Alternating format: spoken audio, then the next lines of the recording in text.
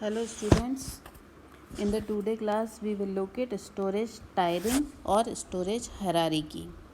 So in general in our computer system we also use the storage hierarchy, like we have a cache, we have then RAM, then we have a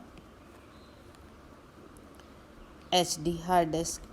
तो ये हम किस लिए use करते हैं कि performance increase करने के लिए यूज़ करते हैं.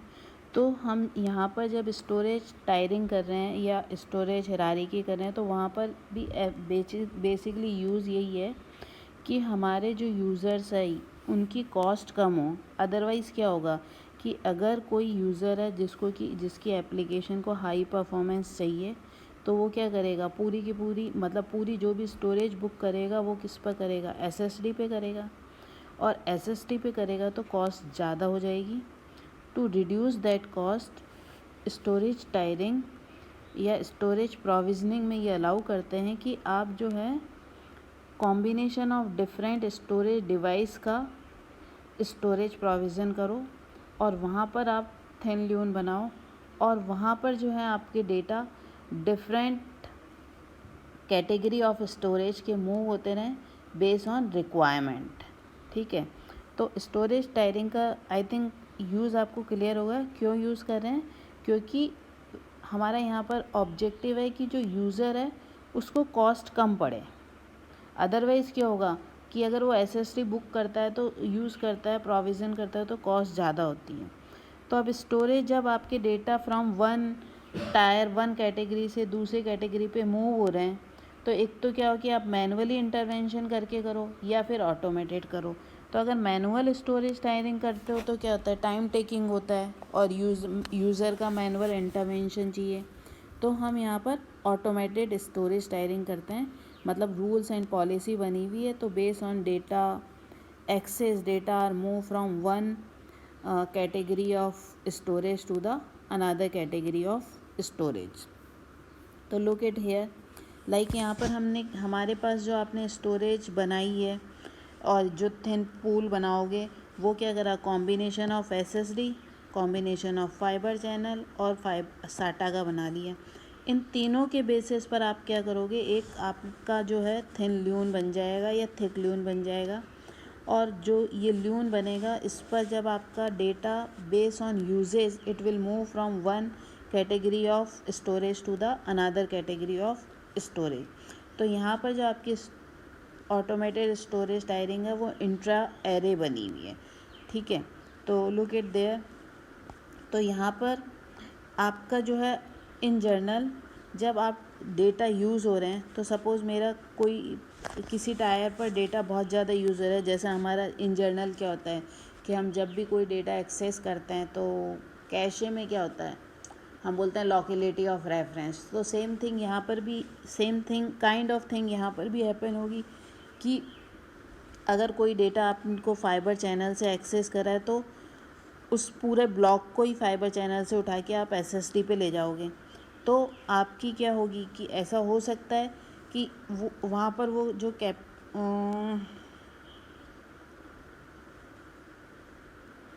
तो हाँ, जब आप यहाँ पर ले जाओगे तो इस केस में इन जनरल तो क्या होता है कि वो आप पूरा का पूरा ल्यून ही फाइबर चैनल से उठा के SSD पे ले जाओगे और SSD का यहाँ पर ले आओगे फाइबर चैनल पे. इन जनरल ऐसा है.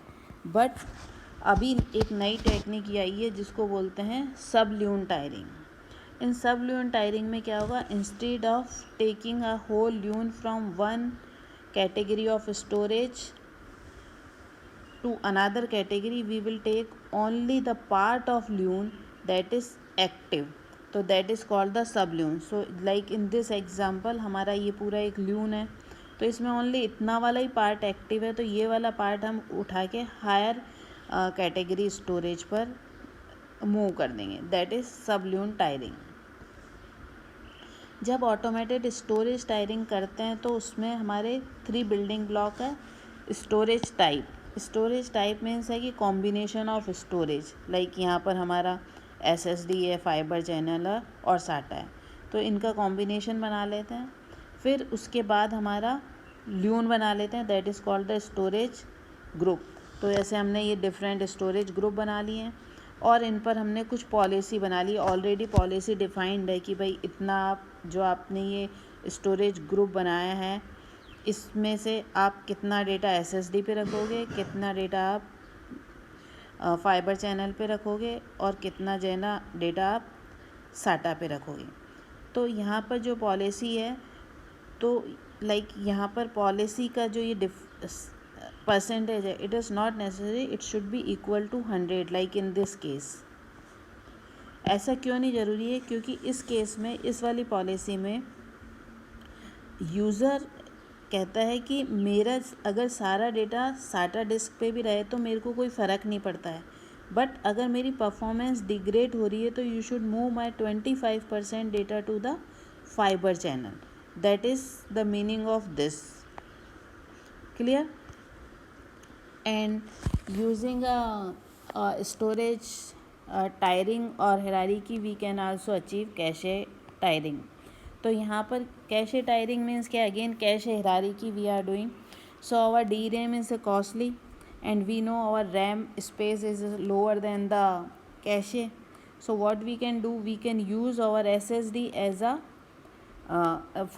SSD can be used in between the RAM and DRAM. So that is our cache tiering. तो अब हमारी जो परफॉर्मेंस है थोड़ी इंक्रीज़ हो जाएगी. That is the meaning of cache tiering. So basically in the today lecture we have looked at storage tiering.